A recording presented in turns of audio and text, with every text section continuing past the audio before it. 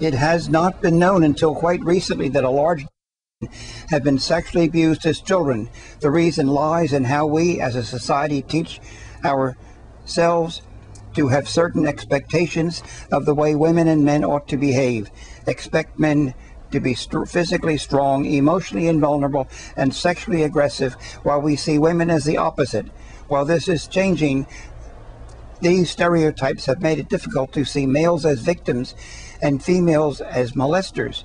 We now know that both women and men abuse and are abused. Since women are expected to be passive, weaker, powerless beings, there is room for sympathy when they are victimized. Again, this does not mean that female victims have an easier time of it. On the contrary, the very acceptance of victimization of women perpetrators abuse and inhibits their recovery. But there is particular focus of the problem that is faced by men. It arises from the fact that our culture provides no room for a man as a victim. Men are simply not supposed to be victimized.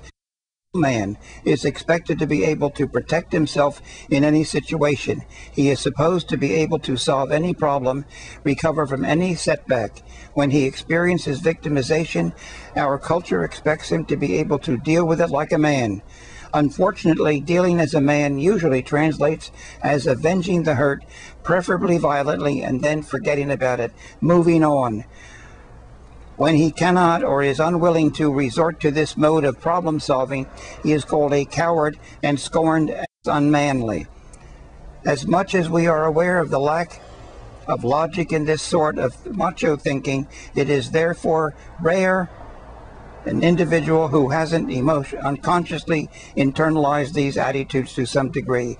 A male survivor may know that violent revenge would be a dangerous response to his situation, but still feel like a weakling for not resorting to it.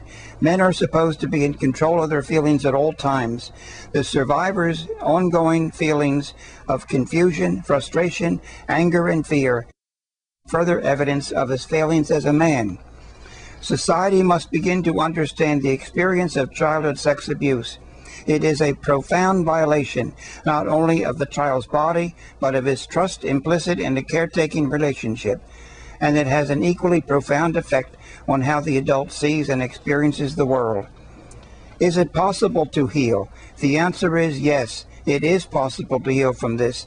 It's a lot of work, it's hard, it's long, it's painful, but it is possible, and it's worth it. It means reclaiming your life. It means living the rest of your life feeling like a whole person, not just coping, not just getting by, not trying to pass for okay, but feeling deep down that you are okay, feeling comfortable with yourself and your life. I realize that lately I have been at times open about my violent childhood, and that means I'm tampering with the system. But I feel that it's okay because the system wasn't very good to me. Social encounters often continue to puzzle and defeat me. I find it difficult and painful to talk about my family in my circle of acquaintances, among casual friends, anywhere. People ask me innocent, well-meaning questions. Truthful answers often lead to stunned silence. I must answer evasively if I want to keep the conversation light or even have it go on at all. I've tended either to tell all too soon or to hold back and seem mysterious. There's never a right time or a good time for discussing feelings this painful or violence this extreme. I have paid a great price for my honesty, a measure of rejection by most of my acquaintances, and some strain to overcome in my friendships, not to mention a large dent in my privacy. I usually pay this price because I hate the fact that I am shunned because I suffered.